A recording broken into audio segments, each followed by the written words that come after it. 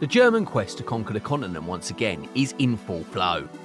At the Euros this summer, they've got into the competition as a tournament favourite, playing an exciting brand of football that has everyone going wild with hope. But it wasn't always like this, especially after the events from previous competitions that made the fans almost turn against the team. In the last couple of years, the German national team has underperformed on the international stage.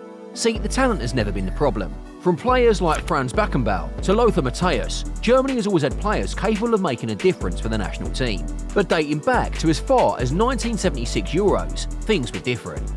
Just like they are now, Germany came into Euro 1976 as a tournament favourite. They dominated the world and won the 1971 Euros and the 1974 World Cup. So they were looking to become the first team to win the Euros, World Cup and Euros again in succession. 1976 though was a turning point for the German national team, because it showed them just how deadly the strengths of having numbers in a tournament could be. Euro 1976 was hosted by Yugoslavia, and the leader of the country at the time, Josep Tito, well, he hated the Germans with a passion. What happened then was in every game the Germans played, they had home supporters crowding stadiums not necessarily to cheer the national team, but to get in their heads and boo them all the way. Still, Germany managed to make it to the final against Czechoslovakia. But at this point, the power of home support became too much to handle, and they lost the final bitterly to a less fancy Czechoslovakian team. The defeat had taught the Germans a lesson. There was unity in numbers. They bounced back to win a second Euros in 1980, and by 1988, Germany was back to the status of being a superpower again. On home soil, they looked completely unstoppable. Franz Beckenbauer, a legend for the national team, was back but as a head coach this time, and he led the team to an unbeatable start after drawing with Italy and beating Denmark and Spain. But in one of the stunning results of the competition, Germany got knocked out. Van Basten's double from behind stunned the tournament favourites on home soil. This was a call for Germany to unite. Before this period, Germany was divided into two factions, East Germany and West Germany. But by 1990, they came together as one. And with all the talent merging under one nation, the expectation that was no team could be able to stand in their way. But it didn't quite happen like that. After unification, nothing much changed. Back-to-back World Cup exits in the World Cup in 1994 and 1998. The same thing happened at the Euros 2000 and Euro 2004. But by 2006, the feeling was different. Germany was hosting a major tournament again. This time it was the World Cup, and all cities across the nation came together to support the national team. The country was coached by one of their own, Jurgen Klinsmann, a prolific striker back in the day, and it was now his job to put together a team that could make the country proud on home turf. Truth is, coming into this one, the German team didn't exactly strike fear or stand out. Apart from names like Michael Ballack and Miroslav Klose, most of the members of the team were relatively young and unknown on a global scale.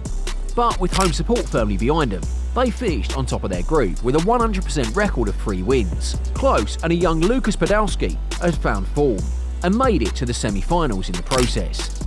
Unfortunately, Italy was the final bus stop for the German team. They lost to the Italians, but after beating Portugal in the 3rd-4th place playoffs to seal the 3rd place, they'd done the country proud. I mean, they didn't win it, but the performance of the team was encouraging enough to show that there was hope for the future. Klose won the Golden Boot, Podolski won the Best Young Player of the Tournament award, and they had 4 Germans in the team of the competition. So when Euro 2008 rolled along, the Germans were in full flow, expecting the team to go all the way. They made it to the final against Spain, but that was as good as it got. Fernando Torres' goal sealed the win for Spain against Germany, a crushing defeat. It hurt even more because that should have been the one that signalled they'd arrived on the big stage. Still, they packed themselves and entered into yet another competition as outsiders with a chance. This time, the 2010 World Cup. But against the same opponents in the semi-finals, the Germans lost. Another 1-0 defeat, back-to-back losses against Spain in major competitions. Germany finished 3rd at the 2010 World Cup, Euro 2012 now, and it was beginning to look like a trend. The German team had evolved now. From relatively unknown players back in the early stages, they had some of the best players in the world in the team.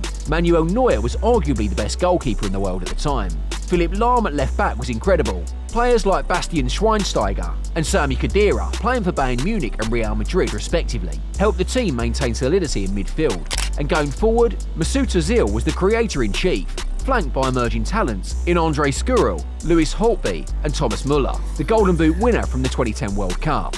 Germany was expected to progress deep into the competition, possibly even go all the way. But Mario Balotelli had other ideas, and they were knocked out in the semis again. The story changed in 2014 though. The German team was different. Toni Kroos had come into the picture, and rather than rely on individual brilliance, they played as a collective unit, dominating midfield and killing off teams, something that was evident in the most impressive win in the country's history. A 7-1 demolition of Brazil, in Brazil. In the final, they faced another South American opponent in Argentina, and this time they went all the way. Mario Götze's goal with 7 minutes of extra time was the difference, and by full time the Germans had done it. Champions of the world. But after that, the dark days followed.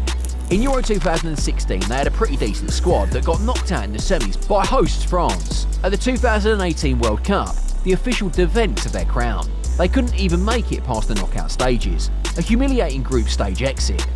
Euro 2020, they lost to England in the round of 16. The 2022 World Cup, another group stage exit. 2014 suddenly felt like such a long time ago, but now under Julian Nagelsmann, it feels like the Germans of the era are back. When Germany got selected as the host for the Euros, it was huge news for them. This German team felt like the perfect blend of everything, a mixture of youth, talent and experience.